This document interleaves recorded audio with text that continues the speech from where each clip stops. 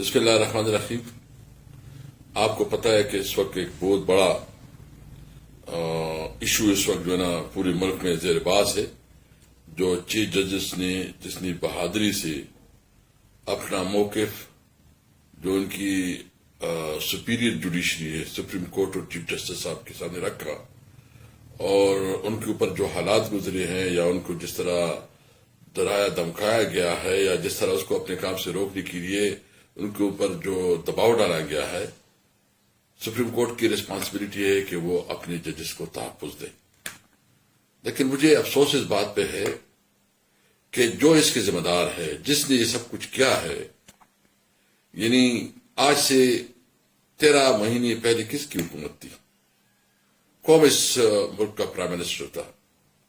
اگر کوئی اس کے بعد کیئر ٹیکر بھی آیا تو وہ کس کے کہنے پہ اور کس کے مشاورت سے بنا تھا؟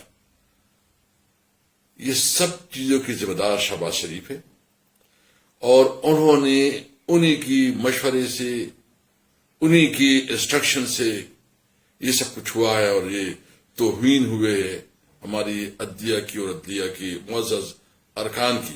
اور یہ صرف ادھر نہیں ہوا، یہ پشاور میں بھی ہوا ہے، یہ پنجاب میں بھی ہوا ہے، یہ سندھ میں بھی ہوا ہے. لیکن یہ چیف جج جو بہادری دکھائی ہے، یہ قوم کی ہیرو ہیں. میں کوئی صرف سیاست کی بات نہیں کرتا. اگر عدلیہ اور عدالت اور ججز جو ہے نا وہ انصاف نہیں دے سکتے تو وہ معاشرہ قائم نہیں رہ سکتا.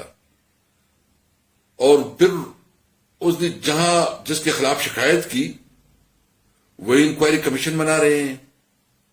چیف جسٹس صاحب مہربانی کرے، آپ کو اگر کسی سے گلہ ہے یا ہم سے کوئی آپ کو شکایت ہے تو بے شک آپ کی شکایت اور گلہ اپنی جگہ، لیکن میں سمجھتا ہوں اس وقت یہ آپ کی اپنی ادارے کی عزت جو ہے نا وہ داؤ پہ لگی ہوئی ہے.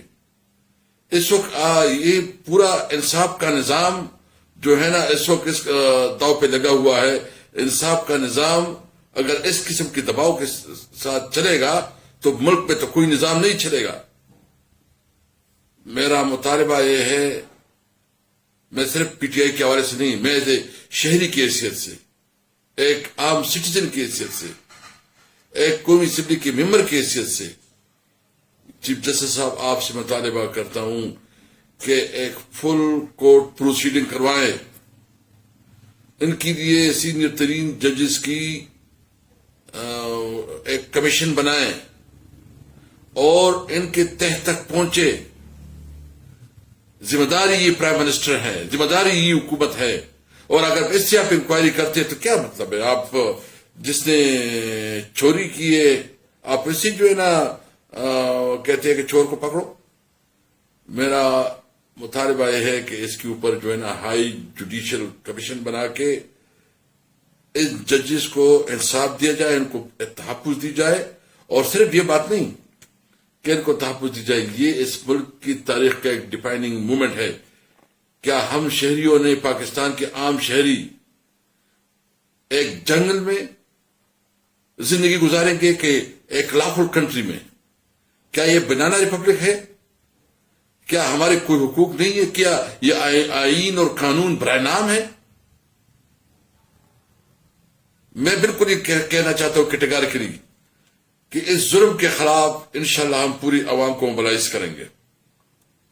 میں امین صاحب سے بھی ریکویسٹ کروں گا، آپ تو میٹنگ کر رہے ہیں، ان کے ساتھ ملاقاتیں آپ کی ہو رہی ہے، ہم نے بھی آپ کا سپورٹ کیا کہ چلو اپنی صوبے کے لیے کریں. لیکن آپ کے ساتھی کیا کر رہے ہیں؟ آپ کو تو ابھی تک ایک آفیسر بھی نہیں دے رہے ہیں. ابھی تک آپ کی جتنی ڈیمانڈز ہیں کوئی 1 روپیہ پیمنٹ آپ کو نہیں کر رہے ہیں. انہوں نے تو آپ کو ہر صورت میں ناکام بنانا ہے. میرا تو مشورہ ہے آپ سے، بلکہ مطالبہ بھی ہے کہ ان کے ساتھ انگیجمنٹ ختم کریں. یہ مفاہمت نہیں سمجھتے، مزاحمت کا وقت ہے. ہم نے آئین اور قانون کے لیے اور آئین کی سپریمیسی کے لیے ابھی نکلنا ہوگا. میں اپنے تمام لائر برادری سے، میں سول سوسائٹی سے، میں میڈیا سے، میں تمام جتنے بھی اسٹوڈنٹس ہیں، کسان ہیں، سب سے ریکویسٹ کروں گا، آپ کی حقوق کا سوال ہے، پاکستانی قوم کی حقوق کا سوال ہے کہ آیا پاکستانی نے ایک بنانا ریپبلک میں زندگی گزارنی ہے یا اس ملک میں جہاں آئین اور قانون کی حکمرانی ہوگی. یہ ملک اس طرح نہیں چلے گا. یہ ملک آئین اور قانون کے مطابق چلے گا. انشاءاللہ ہم ایک بہت بڑی تحریک لانچ کر رہے ہیں اور ہم کسی بھی صورت میں اپنے حقوق سے واپس نہیں ہوں گے. ہم چاہتے ہیں کہ اس ملک میں آئین کی بالادستی ہو. ہم چاہتے ہیں کہ اس ملک میں قانون کی حکمرانی ہو. ہم چاہتے ہیں کہ اس ملک میں پارلیمنٹ امپاور ہو. ہم چاہتے ہیں کہ سویلین سپریمیسی ہو. اور ہم چاہتے ہیں کہ آزاد جوڈیشری ہو. اس کے لیے پاکستانی قوم سے امید رکھتا ہوں کہ اس تحریک میں ہمارے ساتھ دیں گے. بس ہو گیا. انشاءاللہ اب پاکستان قائد اعظم کا پاکستان بنے گا. پاکستان زندہ باد.